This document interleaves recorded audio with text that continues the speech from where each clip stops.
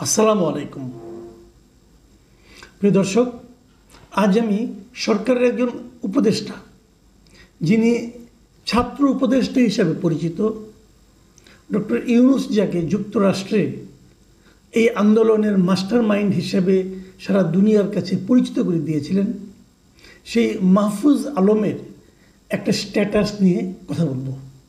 উনি এই স্ট্যাটাসটা ফেসবুকে, ওনার ভেরিফাইড ফেসবুকে দিয়েছেন এবং সেই স্ট্যাটাসটার উনি নাম দিয়েছেন, শিরোনাম করেছেন কৈফিয়ত কিংবা বাস্তবতা।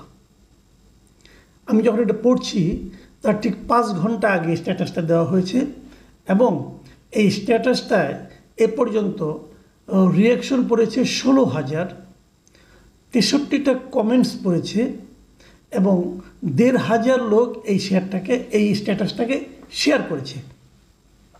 তার মানে এটা এখন অনেকের হাতে পৌঁছে গেছে, অনেকে দেখেছেন এবং এই ধরনের আপনার কমেন্ট করেনি, শেয়ার করেনি অথবা কোনো ধরনের রিয়াকশন দেয়নি, এরকম লোকের সংখ্যা এই সবগুলির কয়েক গুণ হবে। যেমন আমি নিজে এখানে কোনো রিয়াক্ট করিনি, কোনো কমেন্ট করিনি, কোথাও শেয়ারও করিনি। আমার মতো এরকম অনেক লোক আছে। তার মানে এটা অনেক দূর পর্যন্ত গিয়েছে। আমি এটা নিয়ে আলোচনা করছি কেন? আমার কাছে মনে হয়েছে এই স্ট্যাটাসটা, প্রথমত বলে নিই বটম লাইনটা, স্ট্যাটাসটা আমার কাছে খুবই পছন্দ হয়েছে। মানে ওনার যে উপলব্ধিটা, সেই উপলব্ধিটাকে আমি সম্মান জানাচ্ছি। আমার মনে হচ্ছে এই উপলব্ধিটা যদি ওনার আরও আগে হতো তাহলে হয়তো অনেক কিছু হতো। কিন্তু মানবিক যে সীমাবদ্ধতা, মানবিক যে লোভ লালসা, সেটার কারণে এটা হয়নি। আমি জানি এই লোভ লালসা শব্দটা ওনার পছন্দ হবে না, উনি বলবেন যে না, এটা ঠিক না, বাট আমি এটাই মনে করি ব্যক্তিগত কিছু লোভ লালসার কারণে পুরো আন্দোলনটা ব্যর্থ হয়েছে। এবং এই ব্যক্তিগত লোভ লালসার মধ্যে এই স্টুডেন্টদেরকে ঢুকিয়ে দিয়েছে, যাদেরকে নিয়ে উনি এই স্ট্যাটাসে হতাশা ব্যক্ত করেছেন, সেই লোকগুলো খুবই সুকৌশলে এই ছেলেগুলো, এই স্টুডেন্টরা বয়সজনিত অনভিজ্ঞতার কারণে সেটা বুঝতেও পারেনি। এবং মাহফুজ সাহেবের এই স্টেটমেন্টে, এই যে স্ট্যাটাসে, এখানে ওই 2-1টা জায়গায় ওই ভুলগুলো উনি এখনও করে যাচ্ছেন। আমি স্ট্যাটাসটা পড়ব, আমি প্রায় পুরো অংশই পড়ব, পরে আমি ফাঁকে ফাঁকে আমার কমেন্টগুলো করব, তাহলে আপনাদের জন্য বুঝতে সুবিধা হবে। উনি শুরুটা করেছেন এভাবে: ক্ষমতার ভারকেন্দ্র অনেকগুলো, ফলে কাজের দায় সরকারের, কিন্তু কাজ করে ক্ষমতার অন্য ভারকেন্দ্র। জোড়াতালি দিয়ে গণতান্ত্রিক রূপান্তর সম্ভব নয় নতুন রাজনৈতিক বন্দোবস্ত। একদমই সত্য কথা। আমার প্রশ্ন হলো যে উনি বলেছেন যে ওনার এই কথাটুকুর মধ্যে কিন্তু ওনার কৈফিয়ত এবং বাস্তবতা দুটোই আছে, দুটোই এখানে আছে। তো উনি বুঝতে পেরেছেন যে কেন উনি পারছেন না, কেন হচ্ছে না সম্ভব। উনি আরেক জায়গায় লিখেছেন, প্রায় 3 ডজন নিয়োগপ্রাপ্তদের মধ্যে মাত্র 2 জন ছাত্র প্রতিনিধিদেরকেও এস্টাবলিশমেন্ট রাষ্ট্রপতি অপসারণের ঘটনার পর থেকে কোন ঠাসা করে রেখেছে। আমরা 2 জন সর্বোচ্চ ব্যালেন্সিং অ্যাক্ট করতে পারছি, কিন্তু প্রভাবক হিসেবে কাজ করতে হলে সরকারের সুষম ছাত্র প্রতিনিধিত্ব লাগবে।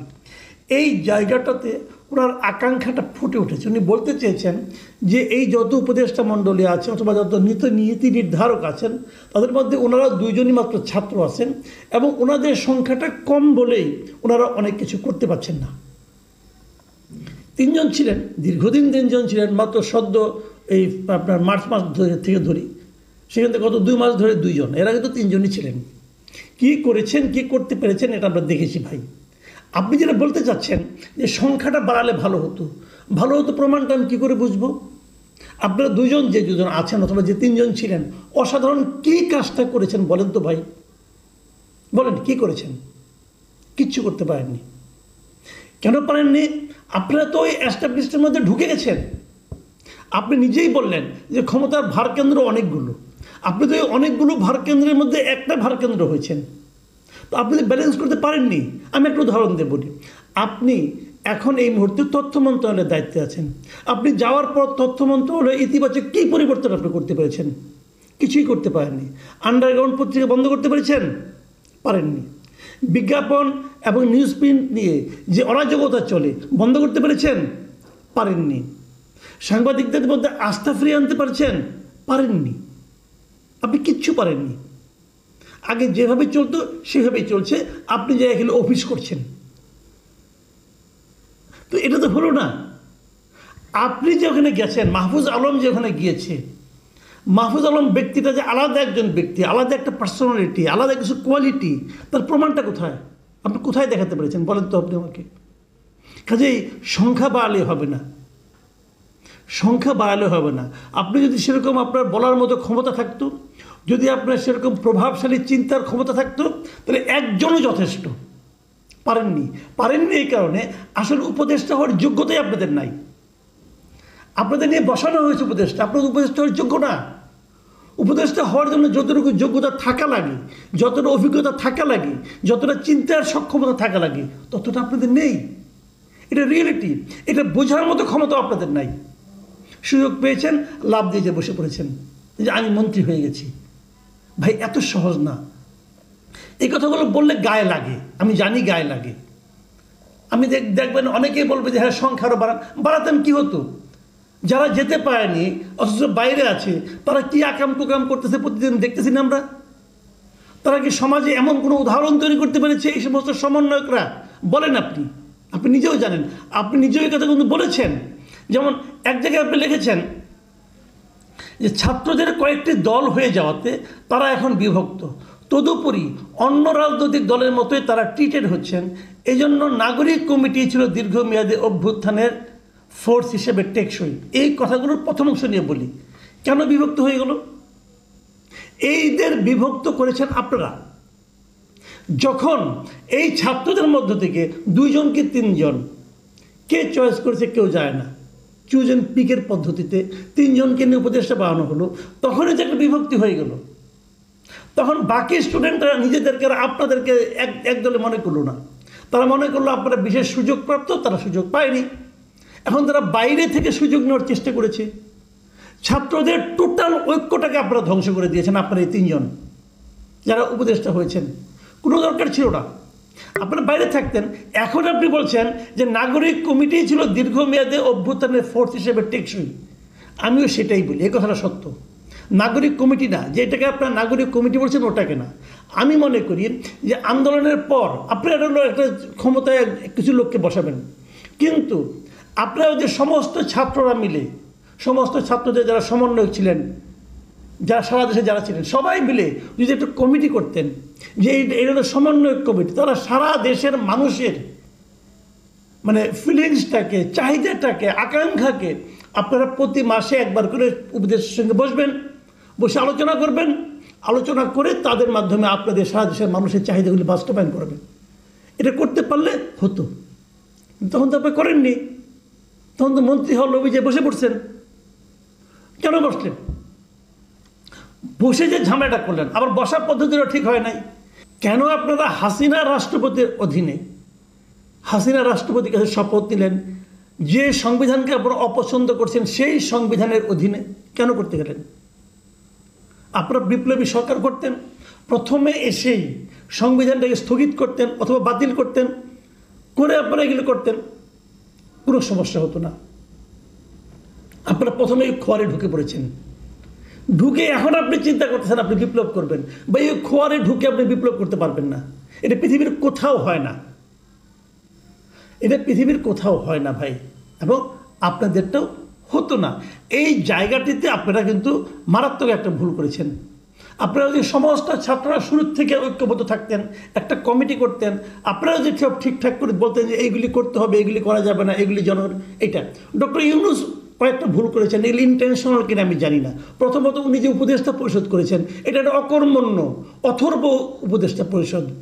আপনাদের বলে দেওয়া উচিত ছিল, আপনাদের দেখিয়ে দেওয়া উচিত ছিল যে আপনি প্রথমে 10 জনের একটা উপদেষ্টা পরিষদ করেন, তারপরে আপনারা সবাই মিলে একত্র বসে স্টুডেন্টদের উপদেষ্টা পরিষদে না ঢুকিয়ে সবাই মিলে যদি করে দিতেন তাহলে হতো। যোগ্য লোকগুলিকে আনতেন, তা আনেননি, নিজের লোকগুলিকে এনেছেন। ডক্টর ইউনূসও তাই করেছেন, নিজের লোকগুলিকে এনেছেন, যাদেরকে উনি চিনেন, গ্রামীণের লোকজন, এদেরকে নিয়ে এসেছেন। ওনার খুব ভক্ত, ওনার খুব অনুগত লোকগুলিকে আইনে গুরুত্বপূর্ণ জায়গায় বসিয়েছেন, বিদেশি লোকদেরকে আইনে তাদের কাছ থেকে জ্ঞান নেওয়ার চেষ্টা করছেন। কই আপনারা যারা ছাত্র আন্দোলন করছেন, স্টুডেন্ট আছেন, এদের মধ্যে কোনো দ্বৈত নাগরিক আছে? আপনারা আন্দোলন সফল করতে পারেননি? পেরেছেন। এখন সংস্কার করার জন্য আপনি বিদেশি লোককে আনতে হচ্ছে কেন? কোথায় ছিল তখন আপনাদের বক্তব্য? একজন তো প্রতিবাদ করেননি। এইভাবে হয় না, বুঝতে হবে। আরও কি বলা হয়েছে দেখুন, যে কথাগুলি বলা হয়েছে আমি আরও দু একটা কথা বলে শেষ করে দিই। উনি লিখেছেন, সামরিক বেসামরিক আমলাতন্ত্র কম্প্রোমাইজ, মিডিয়া ও ব্যবসায়ে লীগের আধিপত্য কমেনি, লীগের রাজনৈতিক অর্থনীতিতে হাত দেওয়া যায়নি, পুরাতন দ্বিদলীয় বন্দোবস্ত টিকে গেছে, বিচার বিভাগ এখনও দ্বিদলীয় বৃত্তে বন্দী। প্রত্যেকটা কথা সত্য, কিন্তু প্রত্যেকটা কথার সঙ্গে একটা প্রশ্ন আমি যোগ করতে চাই। কেন?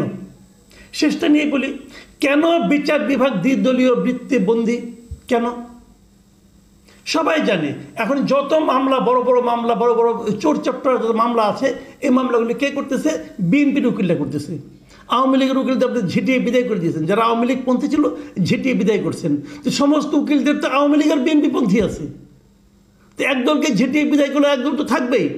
কিন্তু আপনাদের বোঝা উচিত ছিল যে এইগুলি আওয়ামী লীগ পন্থী অথবা এগুলি বিএনপি পন্থী অথবা এগুলি জামাতপন্থী। সবাই তো আর দল করে না, কেউ কেউ আছে ওই একটা ফোরামের সঙ্গে আছে, কেউ তারা প্রকৃতপক্ষে তারা পেশাদারি, তাদেরকে তো আপনার অনার করা উচিত ছিল। তো আপনারা করেননি তো আলটিমেটলি বন্দি তো হয়েই থাকবে, কারণ আপনারা বন্দি থাকতে দিয়েছেন। আরেক জায়গায় লিখেছেন, আমি প্রায় শেষ করি, আর বেশি দূর যাবো না আমি। আরেক জায়গায় লিখেছেন, সবচেয়ে ডেডিকেটেড ছাত্রকর্মীরা ক্রেডিট, দলবাজি আর কোরআনবাজির খপ্পরে পড়েছেন। আর্থিক অসচ্ছলতার অভিযোগ হাতে গোনা কয়েকজনের বিরুদ্ধে, কিন্তু ডিমোরালাইজড হয়েছে সমগ্র ছাত্র জনতা। এটা দুনিয়ার নিয়ম রে ভাই। দুর্নীতি দু একজন করে, কিন্তু দু একজনের জন্য সকলের বদনাম হয়, এবং এই সকলের বদনাম ফেরানোর জন্য যারা দুর্নীতি করে তাদেরকে দৃষ্টান্তমূলক সাজা দিতে হয়। সেটা তো দিতে পারেন নাই, আপনার বন্ধুরাও পারে নাই, তাহলে তো হবেই। এই বদনাম হওয়াটা তো অস্বাভাবিক কিছু না। আপনার উপলব্ধি সঠিক ভাই। আপনি আরেক জায়গায় বলেছেন, শহীদ আহতদের ক্ষেত্রে বিচারের প্রশ্নে সরকার সহ সকল অংশীজন অসফল। একেবারে 100% সত্য কথা বলেছেন। অভ্যুত্থান শহর ছেড়ে গ্রামাঞ্চলে বিস্তৃত হয়নি, এটাও 100% সত্য। এস্টাবলিশমেন্ট ও রাজনৈতিক দলগুলোর স্বার্থবাদী চিন্তা ও কর্মের সাথে ছাত্রদের অনভিজ্ঞতা ও দূরদর্শীদের অভাবের জন্য দায়ী।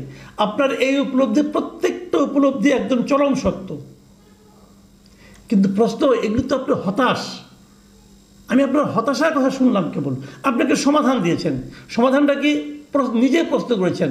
সমাধান প্রশ্ন করে দেওয়া বলছেন, রাষ্ট্র ও এস্টাবলিশমেন্টে ছাত্রদের ন্যায্য হিস্সা নিশ্চিত করা এবং ফ্যাসিবাদী শক্তি ও দালালদের বিরুদ্ধে সবাই ঐক্যবদ্ধ হয়ে আঘাত করা। এটা হলো একেবারে হাস্যকর এবং পাগলামি একটা কথা। মানে আপনার কথা শুনে মনে হচ্ছে এই যে অঘটন ঘটছে, ছাত্রদের হিস্সা, মানে ছাত্রদেরকে আরও বেশি সংখ্যক উপদেষ্টা বানালে এই বোধহয় ঠিক হয়ে যেত। হইতো না রে ভাই, তাহলে আরও লেজে গোবর অবস্থা হইতো। আপনারা আমলাদের চাল বুঝতেনই না, আপনার নাকের সামনে দড়ি ঘুরাইয়া আমলা তাদের কাজা দেখে নিত, আপনি বুঝতেন না রে ভাই। ওই বয়স আপনার হয় নাই। আপনি যত মেধাবী হন, আমি একটা কথা বলি ভাই শুনেন, গ্রামে একটা প্রবাদ আছে, কিছু জিনিস ধারে কাটে, কিছু জিনিস ভারে কাটে। ব্লেড খুব ধারালো, ব্লেড দিয়ে আপনি গরু কাটতে পারবেন না। আবার চাপাতির অনেক ওজন, ভার আছে, ওটাতে দাড়ি কাটতে পারবেন, তাও পারবেন না। দাড়ি কাটার জন্য ব্লেডই লাগবে, আর গরু কাটার জন্য চাপাতি লাগবে। এই যে ভার, এই ভারটা হচ্ছে অভিজ্ঞতা।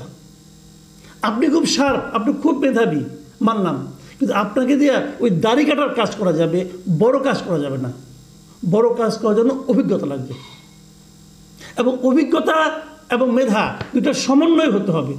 এখানে যেটা হয়েছে, অভিজ্ঞরা আপনাদের সঙ্গে নাই, আর আপনারা প্রকৃত অভিজ্ঞদের মধ্যে যাদের নিয়ত ভালো তাদেরকে চিনতেও পারেন নাই, তাদেরকে একত্রিতও করতে পারেন নাই। এই জায়গাটাতে আপনারা ভুল করেছেন। এইটার থেকে বের হওয়ার একমাত্র উপায় ছিল সরকারের ভেতরে না ঢুকে বাইরে থেকে একটা প্রেশার দেওয়া, কিন্তু আপনারা পারেন নাই। আপনার মন্ত্রী হওয়ার আকাঙ্ক্ষায় লাভ দিয়ে যে চেয়ারে বসে পড়ছেন। কাজে এখন আর হাহাকার করে লাভ নাই। ট্রেন ছেড়ে গেছে ভাই। এখন যত টিকিট নিয়ে হাতে ঘুরান যে আমার টিকিট আছে, ট্রেন পেছন দিকে আর আসবে না। আমি আশা করব আপনারা এখন আপনাদের বোধোদয় হবে, আপনারাই চিন্তা করে বের করবেন আপনাদের কি করতে হবে। এটা অন্য কেউ চিন্তা করে বের করতে পারবে না। এবং সেই চিন্তার দায়িত্ব যেহেতু এতটুকু উপলব্ধি আপনি করেছেন, আপনার কাছ থেকে আমি আশা করি আপনিই পারবেন চিন্তা করে বের করতে যে এই মুহূর্তে আপনাদের প্রকৃত কাজটা কি। ট্রেন চলে গেল, অন্য কোনো যানবাহন খুঁজেন, গন্তব্যে পৌঁছতে পারবেন। প্রিয় দর্শক, এখন এ পর্যন্তই। আল্লাহ হাফেজ।